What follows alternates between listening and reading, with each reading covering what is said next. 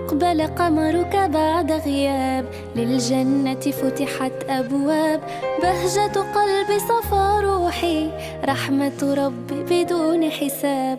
مرحب مرحب يا رمضان، بقدومك تحلو الأيام. بدي احضر السحور من هلا، لانه انا يمكن نام وما اتسحر معكم. ما تتسحري معنا لانه على كيفك. يا نايم وحد الدايم. قومي حطي سحور، قومي. وياه رمضان يا ام خالد قوم وياه شهر قوم مشان تلحق السحور. ايه يا ابو، ايه فايق ايه. الله يرضى عليك، بس يلا رح اعد الاذان ننساك يا ابو، يلا الحقني. يلا.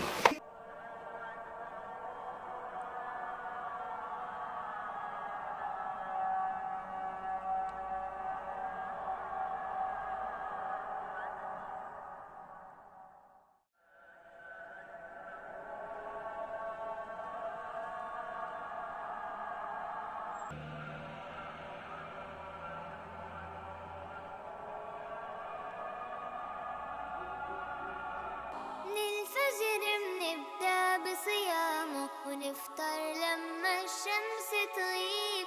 رمضان ومحلى أيامه، رمضان الشهر الحبيب. للفجر بنبدأ بصيامه، نفطر لما الشمس تغيب. رمضان ومحلى أيامه، رمضان الشهر الحبيب.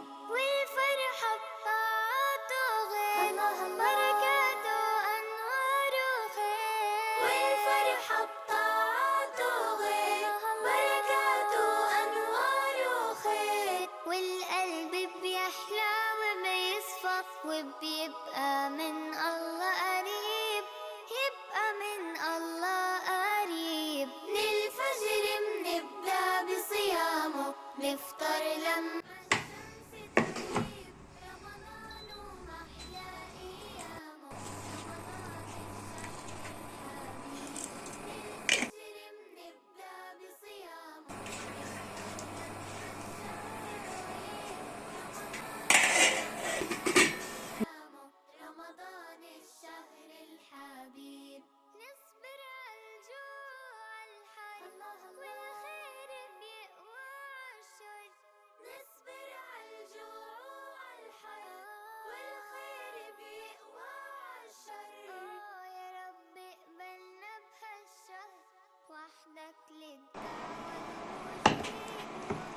كيف شعورك لما تخرج تصلي الفجر؟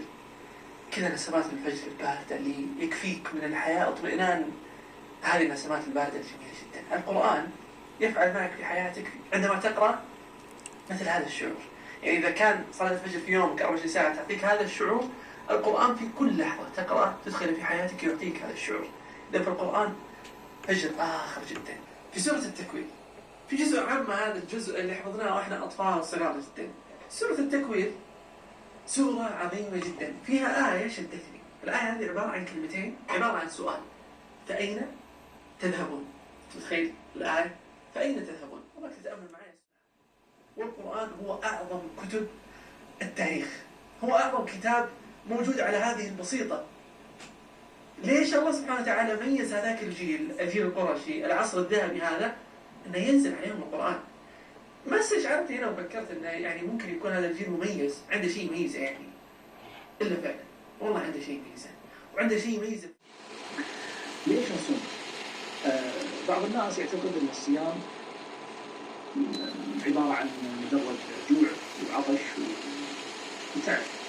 بعضهم يقول خوله لما يتذكر ويعيش على رمضان، يقول خوله يتذكر انه سيمتنع عن الشهوه وشبهه.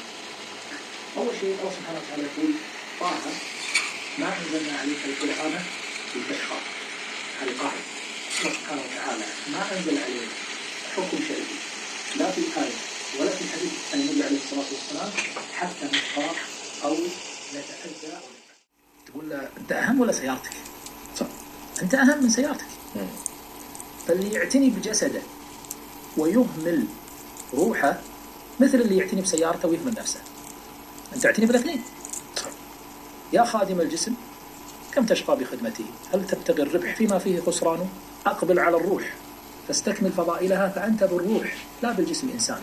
فالأولويات هي الروح، ثم الجسد، ثم العقل، ثم العقل، ثم الجسد. ثم الجسد. الجسد مهم. النبي عليه الصلاة والسلام قال إن لجسدك عليك حقا. الإشكالية في عدم التوازن في هذه الأشياء الثلاث.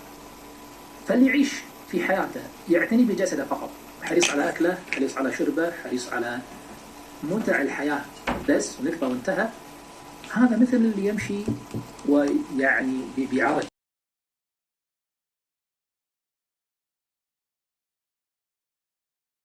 ليش نصوم؟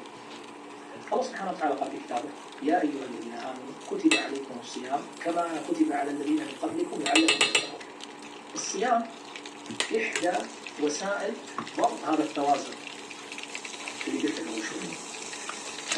إشباع حاجات الجسد بالأكل والشرب، الإغراق فيه يمكن ينسيك التوازن.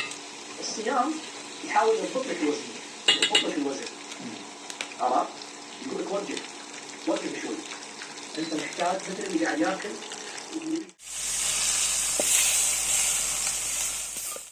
بدليل قول النبي عليه الصلاة والسلام: جاءكم رمضان شهر مبارك فرض الله عليكم صيامه فيه تفتح أبواب الجنة وتغلق أبواب النار وتصفد الشياطين.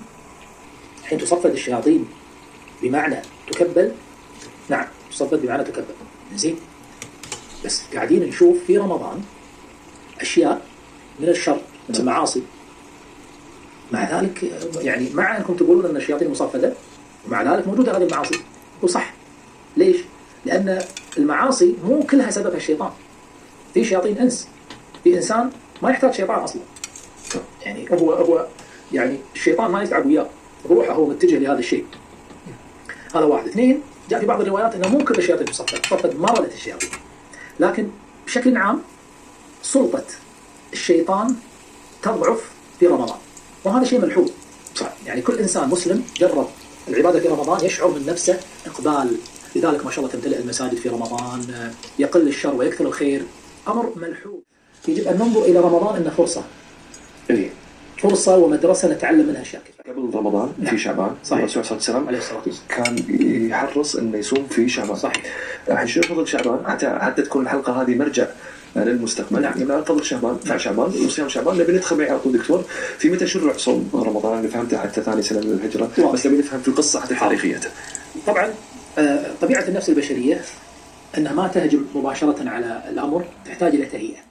يا ريت كل السنة رمضان هلاله يبان في كل مكان. يا ريت كل السنة رمضان هلاله يبان في كل مكان. رمضان رمضان رمضان رمضان ومسحرات يلف يدور وصوته يسبق خيط النور.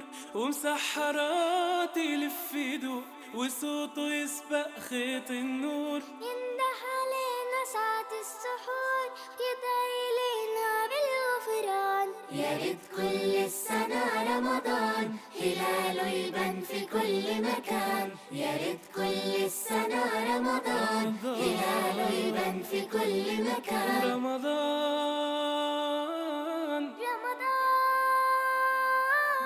رمضان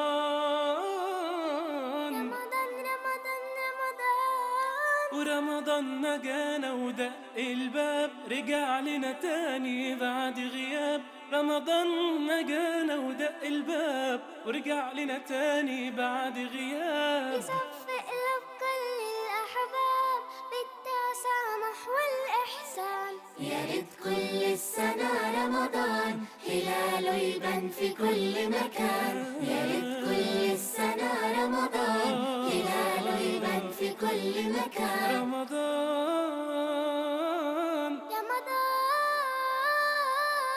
رمضان الله أكبر. الحمد لله رب العالمين الرحمن الرحيم مالك يوم الدين. إياك نعبد وإياك نستعين.